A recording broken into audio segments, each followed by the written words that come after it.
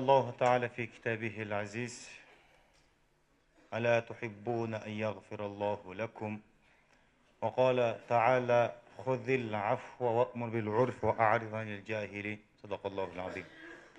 Ulu alımdan birisi özün bir saplarında aytat: İnne lillahi ibaden futana tallaqad dunya ve khaful fitana.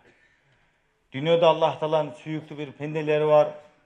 Alar dünyadan alыс bolup, dünyaya kızıkpay, olak boluşup, ja'aluha lujjatan falamma nazaru fiha alimu annaha leysat li hayyin vatana. Al Allah Taala'nın özgöçe süyüklü pendeleri dünyana karaşıp görüşse, bir adam üçün tölüktü yaşayıp turgan orun emes eken, jay emes eken bilişti deydi. Ja'aluha lujjatan fiha, bul dünyаны bir deniz katarı, ve ja'aluha salih a'mal fiha sufuna, jana dünyada kılıp жатқан жақсы амалдарын denizdeki kemege сияқты kılıp alıştı. Demek biz bu dünyada bir denizde жүрген сияқты ekemiz. Denizde жүргөндө adamdın gemesi bola turgan bolsa ol aman kalat, çöküp ketpeyt. Tabi ошол сыяктуу бул дүйнө жашоосунда инсан жакшы амалдар менен жашай турган болсо, анда бул инсан чөгүп кетпейт. Надандыктын, жахалаттын, караңгылыкка чөгүп кетпейт. Чындыгында инсандын бул дүйнөдөн акыретке алып кете турган нерсеси иман жана жакшы амал. Биз бактылык иманда жана жакшы амалда экенин кантип билебиз? Бизге чейинки коомдорду Аллах Таала Куранда баяндаган. Ошолордун ичинен кимдер иман келтирип жакшы амал кылган болсо, аман калышкан, кимдер иман келтирбеген болсо, жакшы амал кылбаган болсо, алар халак болуп жок болгон. Экинчи жагы менен биз иман жакшы амалда бактылык бар экенин билебиз. Келе жаткан акыбалдарыбыздан, эртең кабырга киргенде, махшар майданда, Сирот көпүрөсүнө жатканда, алан астына барганда, ошол тууралуу Пайгамбар алейхиссалам хадистеринде айткан, кимдер иман келтирип жакшы амал кылган болсо, алар ошол кыйын учурларда жеңил өтүп, Аллахтын сый урматында ол бейишке кирип кетет. Хадисте келтирилет, адам баласы кайтыш болгондон кийин аны менен биргеликте кабырына үчөө чогуу барат. Туугандары, байлыгы жана амалдары. Өкөөсү кайтып кетет. Туугандары кайтып кетет, үй-бүлөсү кайтып кетет, мал дүйнөсү кайтып кетет. Бирок амалдар анын бирге калып калат. Эгер кылган амалдары жакшы амал болгон болсо, анда аны коргоп, ага шафаат кылып, анын ошол кабырга жатканда, сурак болуп жатканда жеңил болуусуна себеп болот. Эгер кылган амалдары жаман амал боло турган болсо, анда азапка, кыйынчылыкка дуушар болот. Жылаан келип чагат. Ар бир намазды калтырган үчүн. Сен багымдык намазын калтырдың эле деп, пешимге чейин чагат. Пешим намазын калтырдың эле деп, асырга чейин чагат. Ушундай түрлүү азаптар болот. Ошондуктан Аллах субхана ва таала пайгамбарларды жөнөткөн. Адамдарды эскертиш үчүн, адамдарды чакырыш үчүн, бул дүйнө жалган, вактынча, эртең баары Алланын астына барабыз. Ошондуктан бул дүйнөдө бир жакшы амалдар кылып калалы, иман келтирели, Аллахны жалгыз туталы, Аллахка ибадат кылалы деп пайгамбарлар динди эскертүү үчүн, Аллах түшүргөн өкүмдөрдү баяндоо үчүн Аллах Таала пайгамбарларды жөнөткөн. Аллах Тааланын пайгамбарларын жөнөткөндүгү Аллахнын чексиз мейримдүүлүгү.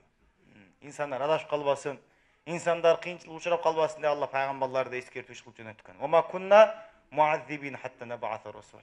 Эч бир коомду Аллах Таала азаптаган эмес, азаптабайт, пайгамбар жөнөтмөйүн дейт. Эскертүүчүлөр пайгамбарлар жөнөткөн. Кыямат күнү тозокко кирип бара жатканда, ошол тозоктун сакчылары айтат экен: Алам я'тикум назир, силерге эскертүүчүлөр, bir жакшылыкка чакыра тургандар, пайгамбар болсун, же бир олиялар болсун, же бир даватчылар болсун, Ескерткен емес беле дегенде алар айтышат экен, бала жо албетте эскерткен эле бизге. Факадзабна, биз алардын баарын жалганга чыгарганбыз дейт, ишенген эмеспиз дейт экен. Анан аттин кылышат, лау кунна насмау ау наакилу. Аттин биз алардын ошол чакырган нерселерине бир ой жүгүртүп укканыбызда ма кунна фи асхабис саир, бул төлүктүү тозокто болбой калат элек. Андыктан бул дүйнөдө биз көп жакшы амалдар көбөйтөлү. Өзгөчө мына ыйык айлардын бири болгон Шабан айында турабыз. Пайгамбар алейхиссалам ушул Рамазандан мурдак ай болуп саналган Шабан айында өтө көп ибадаттарды көбөйтөт эле, орозолорду кармайт эле дейт. Рамазандан кийинки эле деңгээлде Пайгамбар алейхиссалам эң көп орозо кармаган учур мына бул Шабан айына кездешет эле дейт. Себеби кайсы адам Шабан айынан мурдак ай бар, Ражаб деген. Ражаб айында экпесе, Шабан айына сугарбаса, анда Рамазан эмнени алат дейт. Демек Рамазанга чейин даярданыш керек эле. Сахабалар Рамазандан 6 ай мурда даярданат дейт. Жана Рамазандан кийин 6 ай аны узатат эле дейт. Жакшы амалдарды көбөйтүү. Жакшы амалдардын пайдасы инсан эртең акыретке барганда амал таразасы тартылат. Бул дүйнөдө кылган бардык амалдары жазылып, анан эртең кыямат күнү ачыкка чыгат. Мали хазал китаб ла югадиру сагирата ва ла кабирата илла ахсаха. Адам баласы таң калат. Бул эмне болгон китеп? Амал китебин айтып атат да. Эмне болгон китеп? Эч бир нерсенин кичинесин дагы чоңунда калтырбастан баарын эсеп жазып коюптур. Адамга айтылат экен, "Икра китабак", өзүңдүн амал китебиңди окугунуң, "Кафа би нафсика ал-яума алейка хасиба", бүгүн ошол эсеп болгонго сага ошол жетиштүү болот. Эгер бул дүйнөдө жакшы амалдар кылып, Аллах ыраазы болгон иштерди кылган болсок, анда эртең ошол нерселер окулат. Эгер жаман амалдар, катачылыктар, күнөөлөр окуп калса, анда ошол нерсе окулат.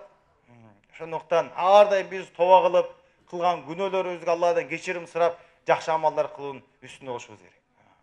Алла ар бир инсанга жөндөмдүүлүк берген, ар бир инсанга ыктыяр, тандоо берген. Бул дүйнөдө ыктыяры накса, жарым-жартылай каалоо, тандоо инсанга берилген. Толук каалоосын аткара албайт, бирок ыктыяр кыла алат. Ошол каалоосун кайсы адам Аллахтын каалоосуна баш ийдирип, Аллах каалаганда жашап бере турган болсо дейт. Аллах Таала бул инсанга ал ойлогондон дагы, күткөндөн дагы, үмүт кылгандан да жакшыраак кылып жашоосун оңдоп түзөп берет. Бул дүйнөдө дагы, эртең Алланын астына барганда дагы. Ким бул өзүнүн каалоосун аткарамды умтулуп, каалоосун нафсисине баш ийдирип жашай турган болсо, анда эртең Алланын астына барганда өзү каалагандай бейишке кирип жашай албай калат экен. Ошон үчүн инсанга тандоо. Же каалоосун бул дүйнөдө аткарат, же бейиште аткарат. Албетте бул дүйнөдөгү каалоонун аткарылуусу бул вактынча болот, жана чектелүү болот. Эч бир инсан каалоосун толук орундай албайт. Адамдын каалоосу тойбойт дагы экен. Пайгамбар алейхиссалам хадисинде айтып жатат: "Лау кана либни Адама вадиян мин захабин". Эгер адамдын эки кокту алтыны боло турган болсо, эки кокту толо алтын боло турган болсо, лабтага салисан, ал үчүнчүсүн талап кыла баштайт. Адамдын каалоосу тойбойт.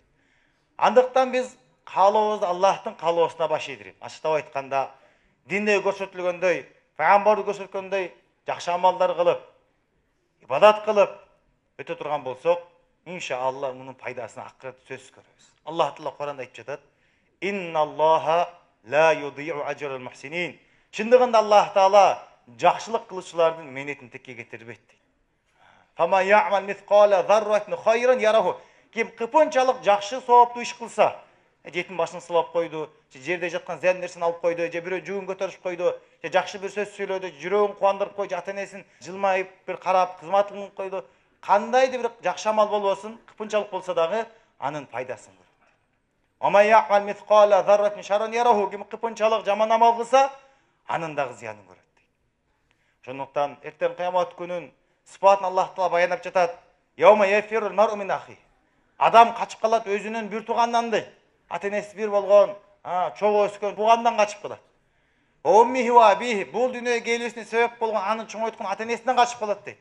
"Ва сахибатихи ва бани", өмүр бою чогуу жашаган, жолдошунан, өзүнүн жубайынан, балдарынан качып калат дейт. "Ликулли мрин яума идин ша'ну югни".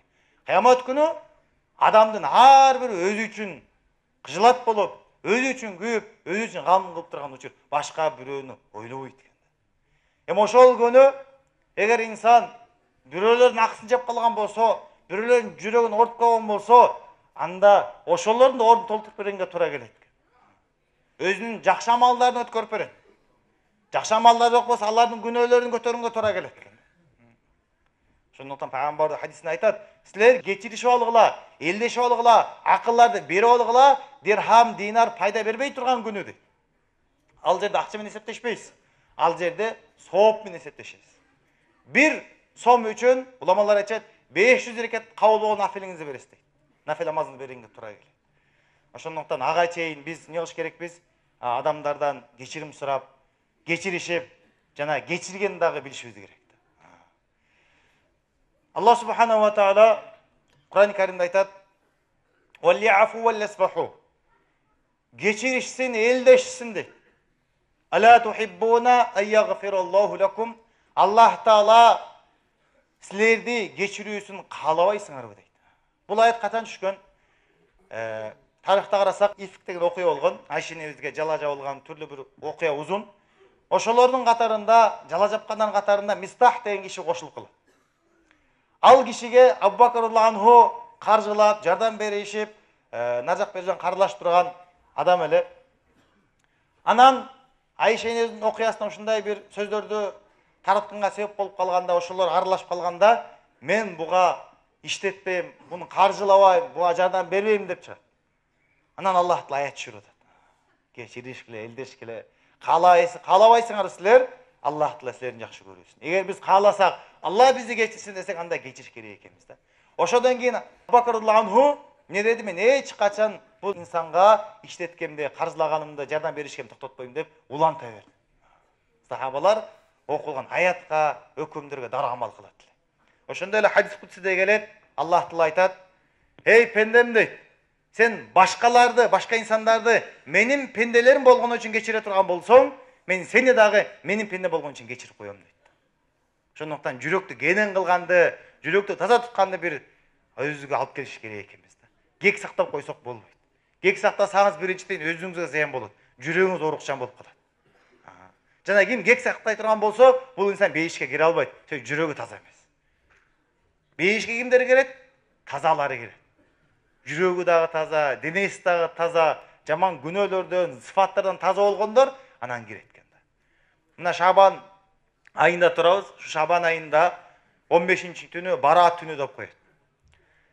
Ал тууралуу хадисте фазилеттер айтылган. Пайгамбар алейхиссалам айтат: "Инналлаха ла ятталиу фи лайлатин нисфи мин Шабан". Аллах Таала бул Шабандын 15-чи түнү пенделерине карап, "Фаягфиру жами'i халқихи", бардык пенделерин кечирет дейт. "Илля ли мушрикин ау мушахин". Мушрик, Аллахка ширк кошкон, имансыз жана кек сактаган адамдан башкасын дейт. Мушрик кылып Аллахка ширк кошкон инсан жана кек сактаган инсан кечирилбей калат экен. Кылган баары кечирилет экен. Бир эле бир жаман сыфатын себебинен бирөө кек сактап, кечирбей койгон себептен канча жакшылыктан кур болуп калды.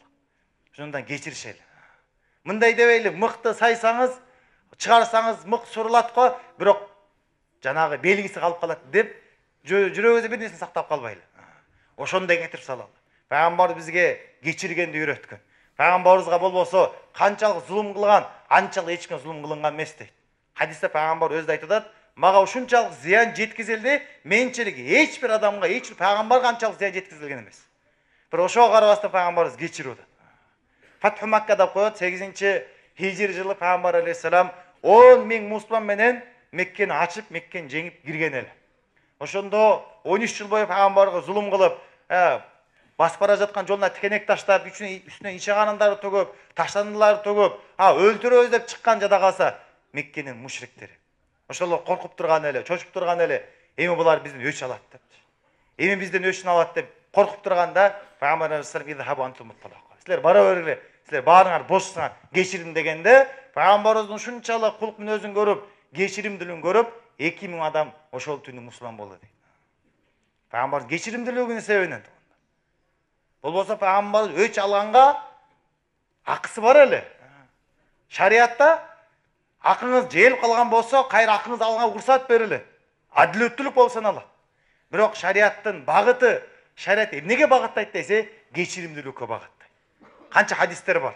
Хадисте келет, Пайгамбар алейхиссалам айтып атат, кайсы адам акысын алганга, өч алганга кудурети жетип туруп, бирок кечирип сала турган болсо, Аллах Таала кыямат күнү бүткүл адамдардын алдында каалаган бейиш кыздарына, хур кыздарына никелеп берет.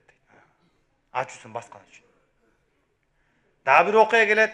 Пайгамбар алейхиссалам сахабалар менен сапарда эле, анан бир жерге токтоп, жайгашат эс алуу үчүн. Сахабалар тарап кетет баардыгы көлөкө издеп. Пайгамбарыбыз бир бактын астына келип отурукташат. Бир аздан кийинде Пайгамбарыбыз сахабалар чакырып жаткан болот. Караса, Пайгамбарыбыздын алдында бир араби, тоодон түшкөн бир мушрик адам отурат. Пайгамбардын колунда кылыч бар экен. Пайгамбарыбыз окуяны айтып берип атат. Мен уктап эс алып жатсам, кылычым илим турган жеринен бул адам келип алып алып, анан мага такып айтты дейт. Ман ямнаука минни. Сени менден ким кутулуп калат? Ким сактайт? Дегенде Пайгамбар алейхиссалам 3 жолу Аллах дегенде жана адамдын колу титиреп кылыч түшүп калат. Пайгамбар кайра кылычты алат дагы, сени ким сактайт дегенде жана адам кечирим сурайт. Кечирип койсуз, кылычты жакшы кармаган бир мейримдүү адамсыз деп кечирим сурайт. Пайгамбар алейхиссалам өч алып койгон жок, Пайгамбар ошол жерден кое берип жиберди. Көп мүмкүнчүлүктөр бар эле. Пайгамбар өч алганга, акысын алганга, бирок андай кылган эмес. Тайф окуясы өтө белгилүү. Пайгамбарыбыз ташбаран болуп, өтө бир туура эмес мамилени көрүп чыкканда дагы периштелер, биз ушул шаардагылар жок кылып коелу дегенде Пайгамбарыбыз жок, аларды кечирип, кайра алар үчүн кечирим дубасын кылып, хидаят сурап жатат. Демек Пайгамбарыбыздын кулк мүнөзү дагы биз эмнеге багыттайт экен? Кечиримдүүлүккө, кечиришүүгө, элдешүүгө багыттайт. Хадисте келет, 3 күндөн ашуун, 3 күндөн өтүп, таарынып, сөз сүйлөбөй эки тарапка бурулуп кеткен болбойт. Тура инсандын табияты болот. Инсан кээде капа болот. Бул инсан табиятында бар экен да. Ал 3 күнгө чейин уруксат экен да. 3 күндөн нары биз кечирип кетиш керекпиз. Элдешип, салам айтып, белек кылып. Кайсы инсан башка бирөөнү кечире турган болсо, Аллах Таала анда инсан кечирет. Себеби Пайгамбар айтат, тахаллаку би ахлакилла. Аллах Тааланын сыпаттары менен мүнөздөнгүлө дейт. Кээ бир сыпаттар Аллага гана чектелет. Бийик болуу, жаратуучу деген. Ал эми кээ бир сыпаттар бар, биз ошолор менен сыпаттаныш керекпиз. Алла ошон бизден талап кылат. Мисалы Аллах Таала Рахман, мейримдүү зат. Пенделер дагы мейримдүү болуусун каалайт. Алла ас-саттар, айыптарды жашыруучу зат. Айыптарды жашырбаганда баадыбыз бири-бирибизге салам бербей калат дейт. Биз дагы башкалардын айыптарын жашыралы. Аллах Таала Гаффар, кечирүүчү зат. Пенделердин дагы кечирүүсүн талап кылат экен, жактырат экен. Ошондуктан иншалла өз ара кечиришели, мына Шабан ыйык айына турат, Рамазанга чейин даярданалы. Жана бараат кечеси мына 2 күндөн кийин болот экен. Кечирбей калып кетпейди, жүрөгүбүздө эмне кектер болгон болсо, баарын кечирип салалы. Натыйжада Аллах Таала бизде кечирген болсун.